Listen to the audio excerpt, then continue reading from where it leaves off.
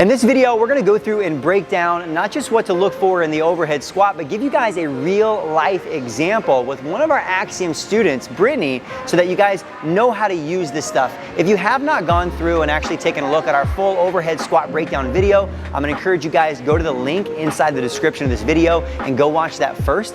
And then hopefully this video is gonna make it a little easier to say, okay, I kind of see what I'm seeing whenever someone's doing the overhead squat, but how important is it?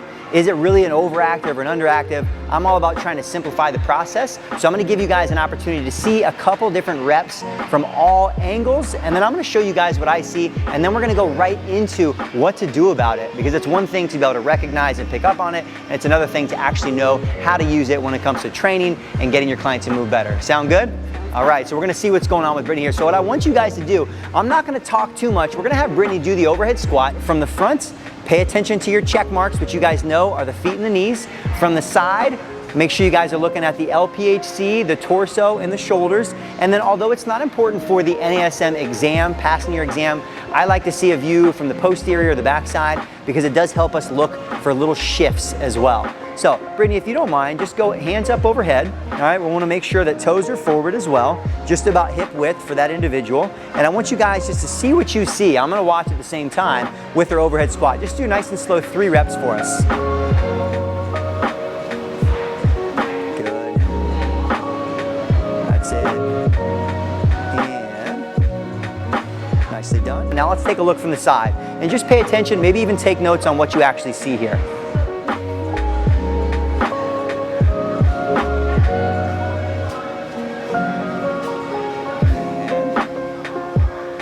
All right, and again, those are the 2 primary angles we need for the NASM overhead squat assessment, but we want to go ahead and see some. Let's just face straight on so you guys can see from that backside. And really from the backside, best to see little shifts. So just pay attention and see as Brittany does her 3 reps here, you can go ahead and go. If we see a little shift coming from one direction to the next. And we'll go last one.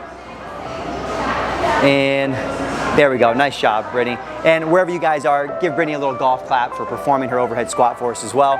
All right, so hopefully you guys took some notes or at least kind of noticed a couple things that were sticking out. First off, Brittany, do you have any injuries that we should know about? No, no major. No major injuries, no major issues. Outside of that, guys, so from the front side, all right, I want to make sure you guys know that as we get into this too, one of our goals is not just identifying overactive, underactive muscles, it's also figuring out, are there any no or go exercises? Meaning like, are there any things that we see that we're like, I don't know I'm gonna do these kinds of exercises with this client, or maybe I need to dive in further to better explore that movement. So the first thing that we see, or the first thing that I saw is as Brittany, and I know because we had some conversation, we've been in class together, squatting with that direct toe forward position is not normal. It's probably not normal for most of you guys as well. So just a reminder, this is just an assessment. It doesn't mean you have to squat that way.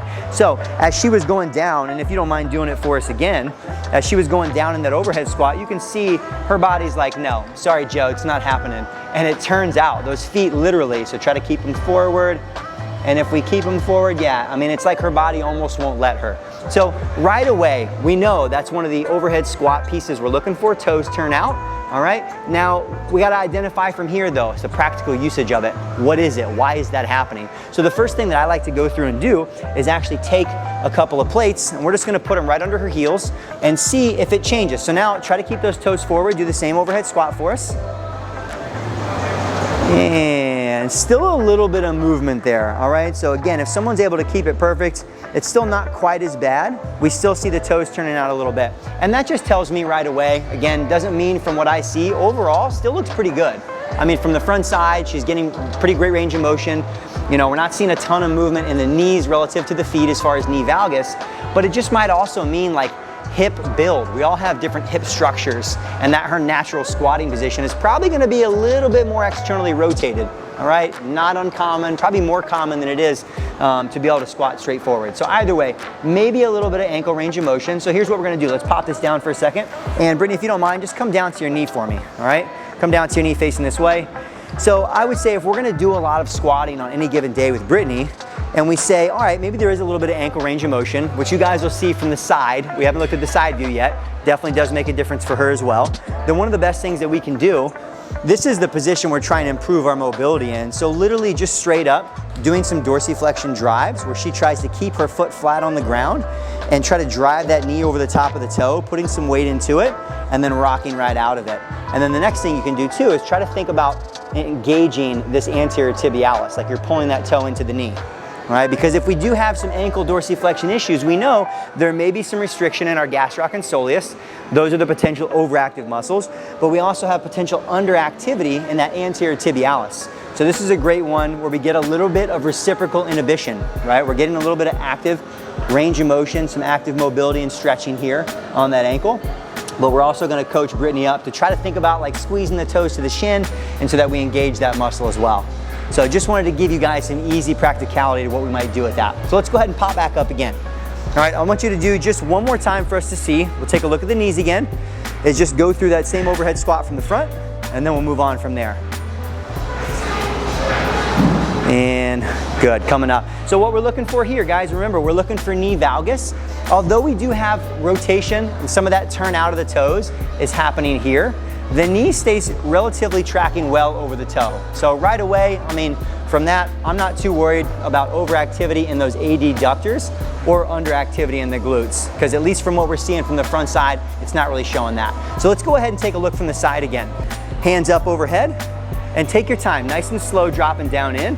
And I want you guys to pay attention to the angles here, right? Especially the angle of the torso relative to the angle of the shin. Go ahead and come back up. One more time. And you'll see torso angle and shin angle, if those lines were to continue up, they would intersect, all right? So that means, again, we've got a little bit of a forward lean. Using our same little trick, let's just have you do it. And if she keeps a more upright torso angle, then it does mean, okay, there's probably some ankle range of motion, maybe a little lack of dorsiflexion here. And you guys will see those lines, they're gonna be a little bit more perpendicular here now than they were before. So all that really does is confirm for us that, at least from our side view, I would be more convinced that some of that forward torso lean is coming partially from the ankles. The other potentials, as you guys know from your overhead squat solutions table, it could be some restriction in the quads and hip flexors, right, that is pulling us forward. And I would almost use that same mobility drill we were doing down here, even literally in an assessment. It's like if I see some of that and it's not the ankles, right, we do this and they're still leaning way forward, maybe drop down into a little quad stretch, this half kneel, and just ask for feedback. As they go through and slightly drive forward, are they feeling like a really big stretch?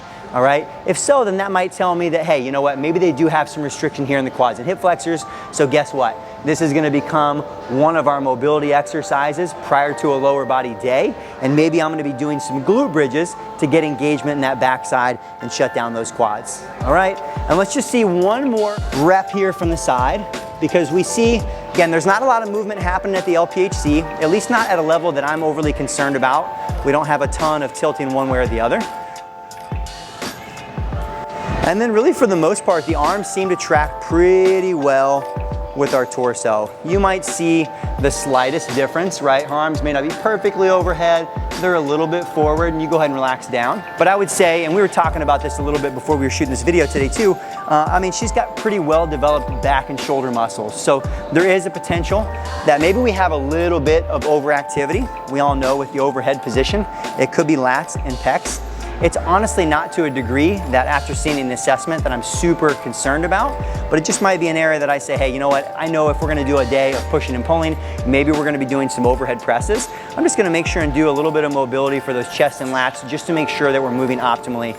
But outside of that, it looks pretty good from that lateral side. I'd say a little bit from the hips, which we kind of already identified. I think for the most part for her is that a wider position, potentially a little bit more external rotation, is just more natural for her hip structure. So that's all right, that's great. We get an idea of how she might squat when we get out into the gym, and we already have a couple of ideas on maybe some mobility, some prep and prime type movements we might do to get her moving better. A little bit maybe for the ankles, maybe we work on a little bit of some quad and hip flexor, and then go from there. So the last thing I want to do, again, is not NASM specific, but go ahead and face me on this one, and I just want you guys to see. First off, it does help to see from the backside, because you guys can see it's like her body won't keep her toes forward. It turns those babies out, and you can see it pretty obviously here. So again, maybe a little ankles, probably a decent amount of just hips as well, internal, external rotation. But you'll see the slightest, pay attention, slightest little shift. So take your time, nice and slow. There you go. And let's do 2 more times. You guys looking in close. And keep those heels down on the ground there, Brittany. Yeah, there we go. That one really showed it. This is where it's like, how nitpicky do we want to be? And you can turn around and face the camera again. How nitpicky do we want to be? There was a little shift, just the tiniest, right, as she shifted off to this side. And we were talking a little bit before. She's had some, maybe not injuries with the knees before, but some previous knee issues. And you know, oftentimes our body just likes to shift away from stuff. So if we feel a little funky about something on this side of the body, our body may shift away. So the great thing about the assessments is it just brings up an opportunity to ask more questions. And more questions and more questions. And then just like Brittany didn't tell me everything in the beginning, all of a sudden you find out more because of it. So the key with our assessments is it's really trying to figure out, where am I gonna start with this person and how can I help them move better? Because chances are, probably for those of you guys watching right now, for myself, for Brittany, for all the other examples you see here on the YouTube channel, an overhead squat is very rarely gonna be perfect. And we don't want to get so hyper-focused on just trying to fix that person that we miss the big picture, which is the fact that she squats pretty well, right? And just for you guys to see, just give us your normal, comfortable squatting position. There we go. And now she's like, all right, let me get real funky with it and get way out here. But take your time nice and slow, and don't even worry about the upper body. Just give me arms out in front, nice and slow. There you go. And you can see, first off, obviously she's getting a lot more depth. Face this way for us so you can see from the side too. Nice and slow coming down. This is probably a more natural squat position for a lot of people, as we see, and this is why it's so great to use the assessments to explore, right? Because usually I do want to go right into like, let's play with your real squat stance. Let's see what that looks like. So now in the squat stance, we didn't see it so much in the overhead squat. We got like a little bit of like our butt wink you guys might be familiar with, a little bit of pelvic tuck. Not inherently dangerous right away, but another little cheat for you guys. Any movement here, because we can use this even when we see in the overhead squat, is just, I'm just gonna have Brittany in the same position, just slowly counter lever squat with that weight in front. Go real slow, think about engaging your core, and as you sit back, bring that plate out in front, and boom, look at that. It happens barely towards the end, but not nearly as soon. So to me, right away, that just means a little bit of core activation. And chances are, once we get some weight in her hands, here or here, we may see less of that anyways, because the core is gonna have to activate, all right? So again, takeaway message, it's challenging sometimes to figure out how deep do I go with it, what all matters, and for you guys it just means looking for those little things, not just to pass your NASM exam, right? We want to know underactive, overactive, what those major checkpoints are, but then just be thinking about what do I actually do with it. And as of right now, I give Brittany a fist bump and I give her a thumbs up, and for the most part, I don't see there being tons of exercises that we're going to be limited from, and that's the key too, is the assessment on its own doesn't mean anything right away. It's just a starting point for us to explore further from. So hopefully you guys took a little something away from this. I'm gonna put some notes inside the description of this video as well of some of those key checkpoints that we saw, so you guys can refer back to it. And feel free to also check out the links to our other overhead squat examples so you guys can continue to get better at this, dominate your NASM exam, and then go on and make an impact as a personal trainer.